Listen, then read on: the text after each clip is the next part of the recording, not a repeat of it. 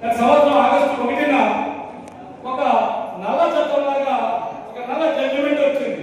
అదే వర్గీకరణ చేయవచ్చు, రాష్ట్రాలకు వర్గీకరణ చేసే అధికారం ఉంది. 2004లో చెన్నయ్య వర్సెస్ ఏపీ గవర్నమెంట్ ఒక జడ్జిమెంట్ జరిగింది. ఏమి చేయాలంటే ఆ జడ్జిమెంట్ లో రాష్ట్రాలకు వర్గీకరణ చేసే అధికారం లేదు, 341 ఆర్టికల్ ప్రకారము రాజ్యాంగ ప్రకారము దళితులకు విభజించే హక్కు లేదు, అది పార్లమెంటుకు రాష్ట్రాలకి తప్ప ఎవరికి లేదు జడ్జిమెంట్ ఇస్తే దానిపైన ఉషా మెహతా కమిషన్ వేశారు, రాజు కమిషన్ వేశారు. ఉషా మెహతా కమిషన్ లో స్పష్టంగా చెప్పారు ఇది పార్లమెంట్ వ్యవహారం కానీ స్టేట్ వ్యవహారం కాదని. తర్వాత మళ్ళీ 25 సంవత్సరాలు గడిచింది, ఎవరు ఊసెత్తలా.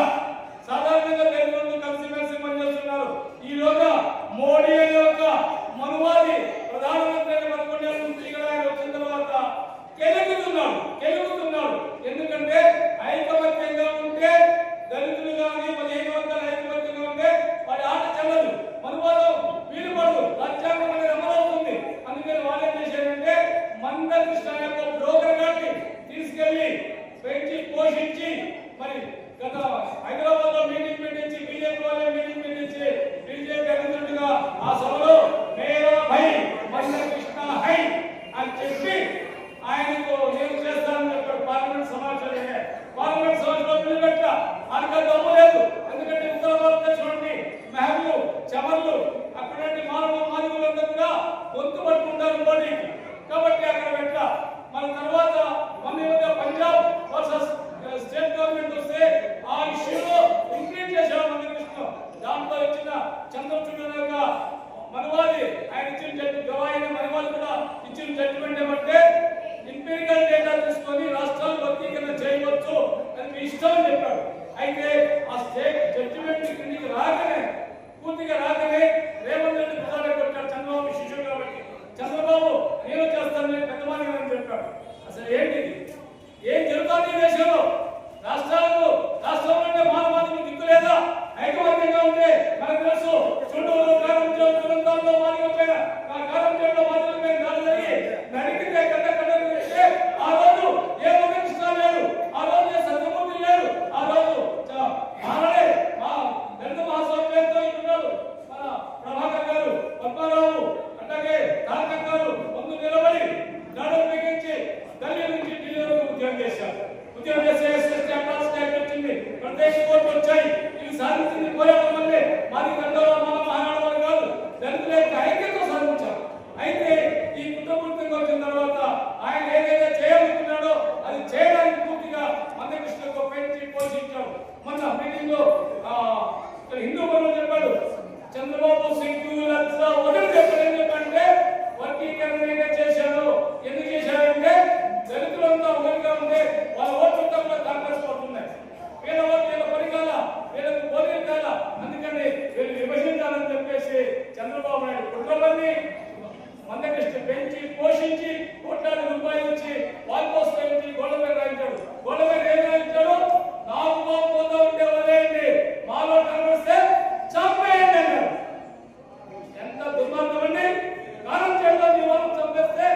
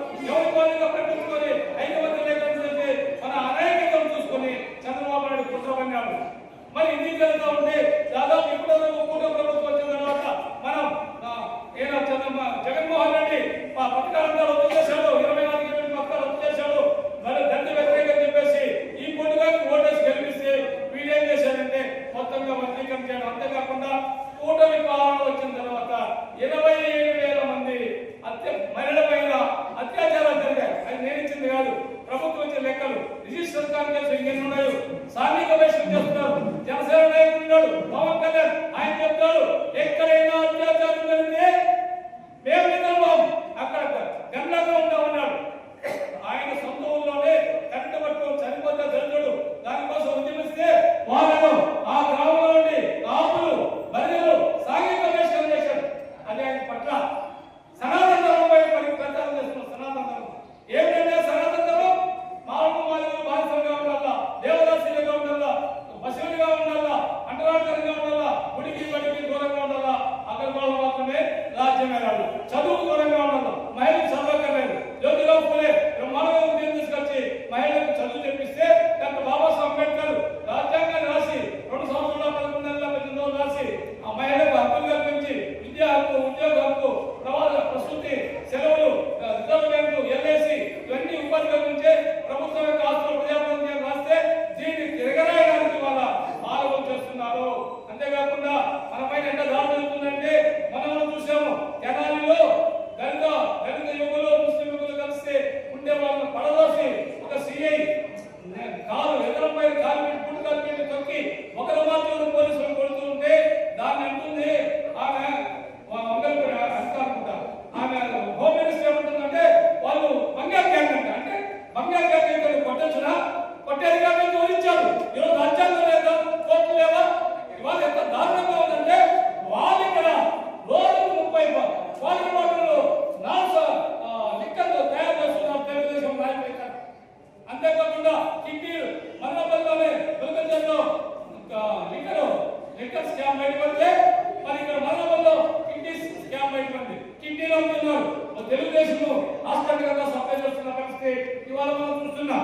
మరి అంతేకాదు మొత్తంగా కూడా 22,000 కోట్ల రూపాయలు వస్తున్నటువంటి పిచ్చి సుందరానికి ఆయన 22,000 కోట్ల రూపాయలు సబ్సిడీ ఇచ్చారు. ఇవాళ ఎస్సీ కార్పొరేషన్ లేవు, బీసీ కార్పొరేషన్ లేవు, ట్రైబల్ కార్పొరేషన్ లేవు. ట్రైబల్ భూములు పోతున్నాయి, ఎస్సీ భూములు పోతున్నాయి. వాటి గురించి పట్టించుకోవాలా, అవసరంగా కార్పొరేట్ సంస్థలే తీసుకురావాలా. మనకు తెలుసు బాగా మన మోడీ గారు ఛాయ్ అమ్మేవాడు అనుకున్నాడు. నేను ఛాయ్ వాడాను, అంబేద్కర్ రాజ్యాంగంతో ఇవాళ ప్రధానమంత్రి అయినాడు. ఆ ఛాయ్ వాడి తీసుకుంటే భారతదేశ ఆస్తులన్నింటినీ కూడా అమ్మాయి ఆదాయం అందిస్తున్నాడు.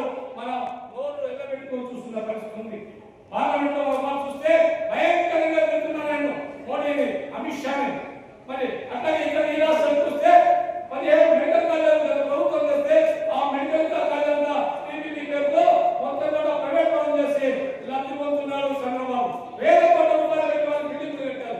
4 కాలేజీలు నడుస్తున్నాయి, కానీ వాటి కూడా ప్రైవేట్ చేస్తున్నారు. దుర్మార్గం అంటే చదువుకు, వైద్యానికి, విద్యకు మొత్తంగా దేశం దూరం చేయడానికి వల్ల మా చంద్రబాబు నాయుడు, పవన్ కళ్యాణ్ వెంట కుట్రమన్నారు.